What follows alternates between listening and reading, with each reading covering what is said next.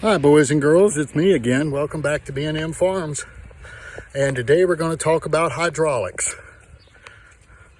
Actually, more specifically, we're going to talk about hydraulic fittings and where to get them, where not to get them if you can avoid it. Okay, here's the scenario. We have our 6.5 foot no-till drill. This is a rental unit. We got it from the Department of Natural Resources. Well, as you can see, it's got the standard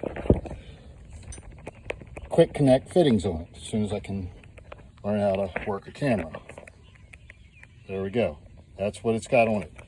Well, needless to say, the Farm OM is running a much smaller line and a different style of fitting. So, we had to make up some adapters. Well, that wouldn't normally be such a tragedy, except for the fact that, as you can see here where we made our adapters, we used there's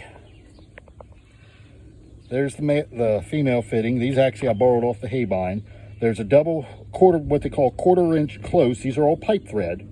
Quarter-inch close going into a quarter female, half-inch male pipe fitting, going into a half-inch double female pipe fitting, and that attaches to the hose. Okay, that's the rig that we went shopping for this afternoon. Well, went to our local hydraulic supply house. You know, the ones that make your hoses for you, and they always do a fantastic job. They really do. They do a great job. I'm not going to take anything away from them except when it comes to the pricing. And actually, they made the hydraulic hoses for the M. You can see them there coming off the pump and coming on back here. They made all that, and they did me a very good job on that. I went in there figuring, okay, I can get the hydraulic fittings and couplers I'll need to make this shenanigan work. Well, he had all the stuff there. He wasn't real happy about MacGyvering it this way, and he never said as much, but he certainly let me know that he wasn't thrilled with it. And then he handed me the bill for $195.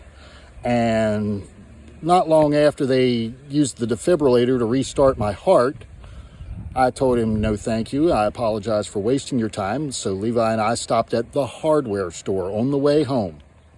And for a whole whopping $15.64 with tax, we bought the same bloody things that he was going to sell us. In fact, the ones we bought are actually a little tidier. The setup that he had us, rigged up for us it looked wonky.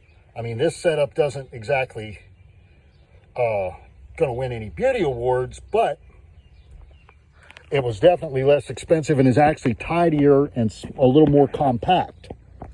So, little note to yourself when you're doing projects like this and you're out here in doing the MacGyver thing, trying to save $1, keep your farm profitable, and not have to mortgage a kidney to keep your equipment running. Don't be afraid to think outside the box, if you will.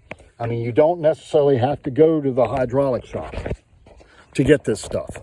Okay, if you're a little bit knowledgeable, and take the time to learn about the stuff. I mean, learn the difference between JIC fittings and, inverted flare and, all the other types of fittings that are out there. Learn a little bit about the different thread pitches, pipe thread versus coarse versus fine versus this, that, something else. Learn about those things, and then you might find yourself, instead of just being at the mercy of those people who are experts in the field, because I'm in no way downgrading their knowledge or their skill, because they're good. There ain't no doubt about it. But there's a lot of things you can do for yourself that can save you a whole lot of time, effort, and finances, if you will. And I'm not wearing my glasses this afternoon. I should be, but I'm doing things close up and I can't see where the rip with them on. But no, other than that, this is getting ourselves ready to go out here, and we're going to plant about 15 acres of cow peas, black-eyed peas for those of you that don't know. And this way I can actually plant them right into the hay that's already growing there, and I won't have to kill anything off, and hopefully everything will come up and it'll yield me a real nice forage harvest for the fall. But I apologize for not getting video out to you this weekend. It's been the kids' birthdays are this week. Yesterday was Hannah's, today is Levi's, and been busy with taking care of that. Levi's actually down in the back right now, tending the goats. We're trying to get done before Mother Nature craps the bed on us again. So I'm going to turn this thing off and get back to finishing this up. I'll talk to y'all later.